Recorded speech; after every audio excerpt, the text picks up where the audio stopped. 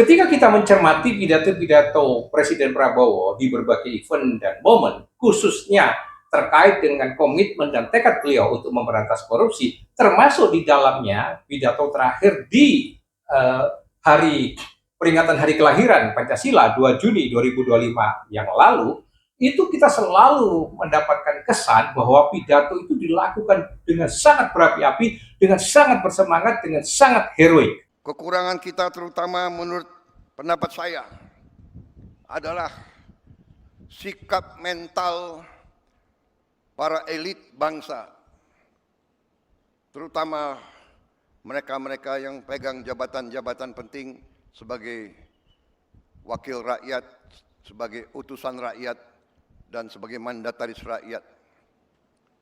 Saya sebagai Presiden Republik Indonesia melihat masih terlalu banyak penyelewengan, masih terlalu banyak korupsi, masih terlalu banyak manipulasi yang dilaksanakan justru di tubuh pemerintahan, di tubuh kekuasaan.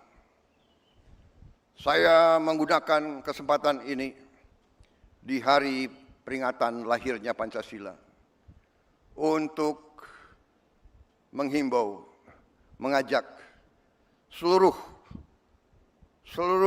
unsur yang diberi kepercayaan oleh rakyat, marilah kita kembali ke nilai-nilai Pancasila. Pada kesempatan ini ingin menyampaikan justru di hari besar ini bahwa saya sebagai mandataris rakyat, saya telah disumpah di hadapan rakyat untuk menegakkan Undang-Undang Dasar dan semua perundang-undangan di Republik ini, dan insya Allah saya akan melaksanakan sumpah tersebut. Tempat yang bersejarah ini, atas nama rakyat Indonesia, saya memperingati semua unsur di semua lembaga segera benah diri, segera bersihkan diri,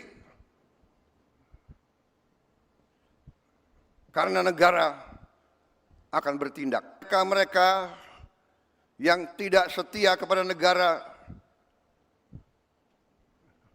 akan kita singkirkan dengan tidak ragu-ragu, tanpa memandang bulu, tanpa melihat keluarga siapa, partai mana, suku mana yang tidak setia kepada negara, yang melanggar undang-undang, yang melanggar undang dasar, akan kita tindak.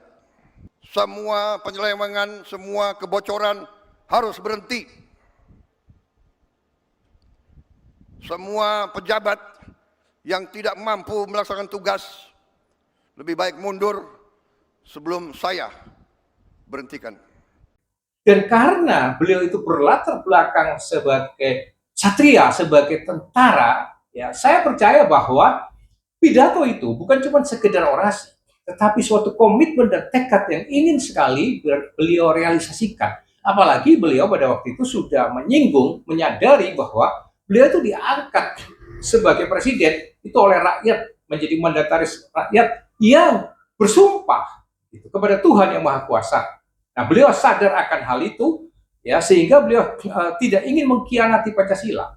Beliau tidak ingin mengkhianati Undang-Undang Dasar 45 dan seluruh undang-undang yang ada di bawahnya. Dengan kata lain, beliau sendiri dari mulut beliau menyatakan tekad bahwa beliau akan melaksanakan Pancasila, sehingga Pancasila itu nggak hanya sekedar menjadi mantra, nggak hanya sekedar menjadi slogan, melaksanakan Undang-Undang Dasar 45, ya, melaksanakan semua undang-undang yang sebagaimana mestinya sebagai seorang presiden.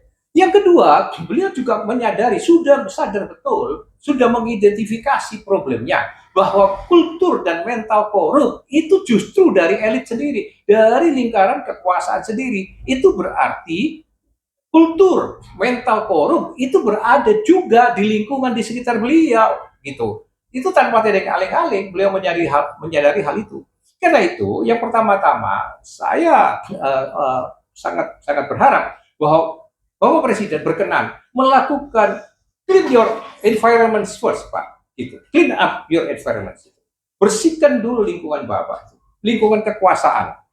Ya, termasuk di dalamnya adalah lingkungan atau mentalitas atau kultur dari aparat penegak hukum, entah itu kepolisian, KPK, Kejaksaan Agung, karena eh, tanpa Bapak bersihkan dulu APH, ya, Bapak kan tidak bisa melaksanakan apa yang menjadi komitmen dan tekad Bapak untuk memberantas korupsi, karena komitmen dan tekad Bapak itu hanya bisa tereksekusi oleh aparatur penegak hukum. Karena itu saya berharap bahwa APH itu dibersihkan dulu ya dari kultur dan mental yang korup. Gitu. Karena Bapak saya yakin Bapak meskipun tentara sudah lama pensiun, sudah lama menjadi pengusaha, tahu persis bagaimana mentalitas mereka itu. Karena itu di dalam pidato Bapak kemarin sebagai presiden, Bapak sudah bisa mengidentifikasi bahwa mental korup itu, kultur korup itu ada di lingkungan kekuasaan sendiri, di aparatur sendiri, di elit sendiri. Gitu. Ya, nah terkait dengan hal itu, saya mau memberikan beberapa contoh Pak bahwa rasanya gitu loh ya, kesannya apa yang ada, tekad yang ada di benak Bapak, tekad yang ada di hati Bapak, komitmen yang ada di batin Bapak, itu belum mutatis mutalis ada di benak dan hati para aparat penegak hukum gitu. Ambil contoh Pak, ya sekarang kan Kejaksaan Agung itu menjadi naik daun. Tapi kita lihat kasus-kasus yang ditangani. Misalnya, itu kasusnya Pertamina. Kenapa hanya berhenti kepada direktur subholding saja gitu? Padahal itu katanya sudah dilakukan dalam kurun waktu yang cukup lama dan merugikan negara dalam tingkat puluhan triliun gitu. Kan tidak masuk akal kalau kejahatan itu tidak struktural gitu. Tidak sampai melibatkan yang ke atas-atas. Saya percaya kejahatan korupsi itu selalu melibatkan dari yang bawah sampai yang atas. Gitu.